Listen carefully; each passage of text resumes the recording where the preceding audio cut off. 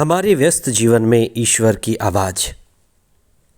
दो पक्षी हैं, एक है सारस जो मोती चुन चुन कर खाता है और दूसरा है कौवा, सड़ी गली चीज़ों को खाता है और अपना पेट भरता है।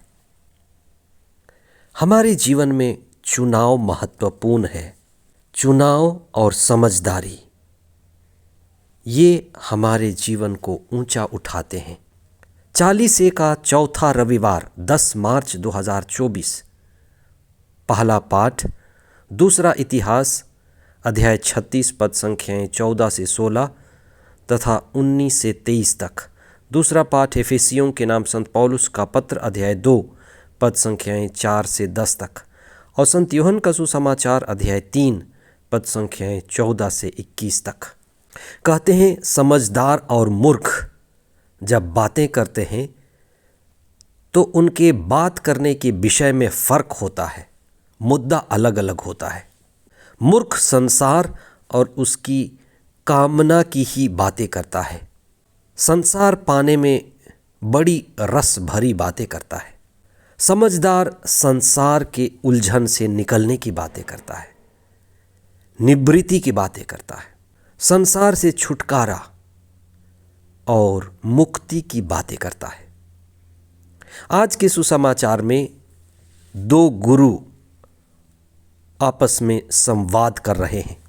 एक तो है सर्वकालिक सर्वोत्तम गुरु ईसा और दूसरा ईसा के समय का सेनेड्रिन का सदस्य निकोदेमुस जो ईसा का भक्त बना था, जो लुक छिप कर रात्रि में ईसा से संवाद करने आता था। शिक्षा का स्तर गिरता रहा है, आज भी गिरा है और ईसा के समय भी स्तर गिरा था।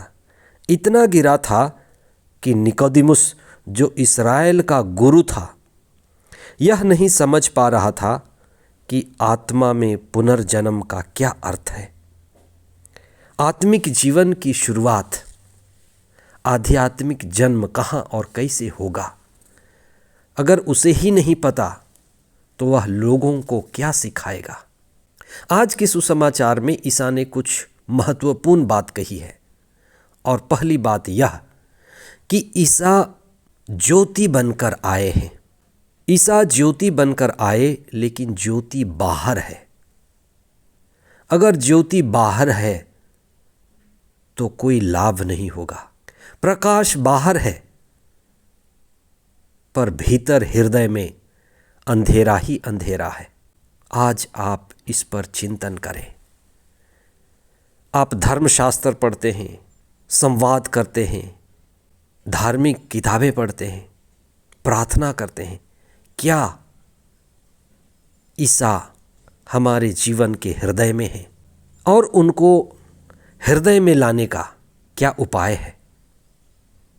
उपाय एक ही है, स्वयं में ईसा की ज्योति जलाना, स्वयं के भीतर ईसा की शिक्षा की ज्योति जलाना, आत्मा की ज्योति जलाना। यहाँ हम विश्वास का गलत अर्थ निकालते हैं। केवल मान लेना विश्वास नहीं है। मान लेने से बहुत बड़ी बात नहीं घटेगी। वास्तव में ईसा की शिक्षा आत्मा की क्रांति है, आध्यात्मिक प्रगति है जो हमारे जीवन को बदलता है। ईसा का हमारे हृदय में आना हमारे जीवन को प्रकाशित करता है, जिससे जीवन जगमगा उठता है। हमारे जीवन में चेतना उठती है और चेतना का स्तर उठता है। चेतना के स्तर से ही जीवन का स्तर बदलता है, क्योंकि हमारा चुनाव बदलता है। हम अंधेरे से निकलते हैं, प्रकाश फैलता है। इसलिए ईसा का आना प्रकाश का आना और प्रकाश का फैलना है।